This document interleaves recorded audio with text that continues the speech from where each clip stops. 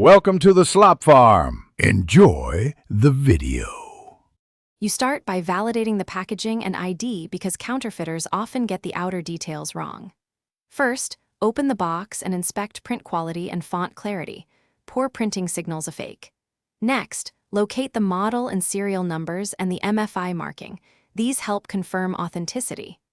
Once done, compare the barcode and wait to an official listing or a known genuine set, because originals sit firmly in their insert and include precise printed labels and consistent accessory counts. Now you examine the earphones up close to verify build quality and design details that matter. Feel the cable. Originals have consistent texture and solid strain reliefs where the cable meets the plug and bud. Inspect the USB-C plug housing for clean seams and any engraved Apple icon. Counterfeits often have sloppy molding. Move to the buds.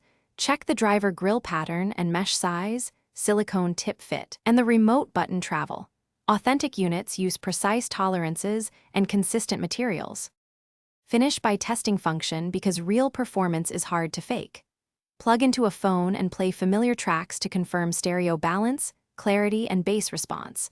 Originals are neutral and controlled, not muddy. Test the microphone and inline controls for consistent response and correct button mapping.